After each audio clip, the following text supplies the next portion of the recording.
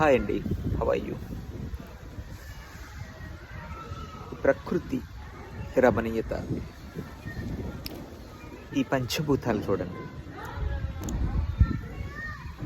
నాకు తెలిసినంత వరకు వీటిపై ఎవరి ఆధిపత్యం లేదు. ముఖ్యంగా ఈ ప్రపంచం అనుసరిస్తున్నటువంటి మతాల ఆధిపత్యం అసలు లేదు. నిజంగా అలా ఉంటే కొంతమందికి గాలి అందాలి, కొంతమందికి నీరు అందాలి, కొంతమందికి నిప్పు అందాలి, కొంతమందికి భూమి అందాలి. ఒక్క చిన్న లాజిక్ మిస్ అవుతున్నాం మనం అందరం కూడా.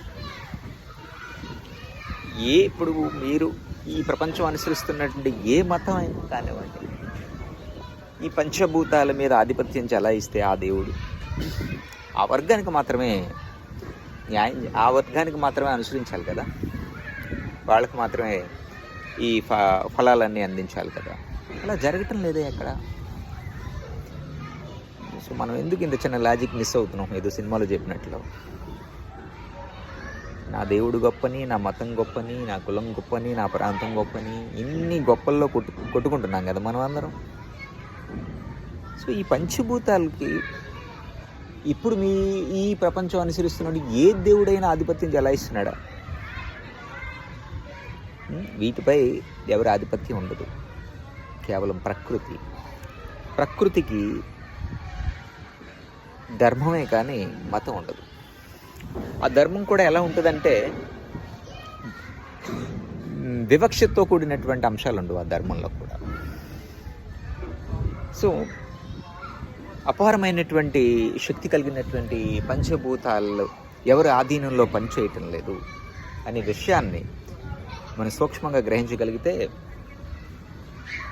భగవంతుడు అనేటటువంటి అంశాన్ని మనిషి తన భయం నుంచి, తన ఆశ నుంచి సృష్టించుకున్నాడని అర్థమవుతుంది. ఇక్కడ దేవుడు లేడని నేను అంటాను, భగవంతుడు లేడని అంటాను. అదొక అతీత శక్తి, ఆది భౌతిక శక్తి అనేవాడి. అంటే ఈ ప్రపంచం అనుసరిస్తున్నటువంటి నామరూపాల్లో లేదనేది నా అభిప్రాయం. సో ఒకసారి ఆలోచించండి, ఈ పంచభూతాలు ఎవరి ఆధీనంలోని పనిచేయటం లేదు, ముఖ్యంగా ఈ మతాల ఆధీనంలో పనిచేయటం లేదు. ఒక్కసారి ఆలోచించే ప్రయత్నం చేస్తే కనీసం విచక్షణ, విజ్ఞతతో కూడినటువంటి అంశాలు మనలో మేల్కొంటాయి. రైట్?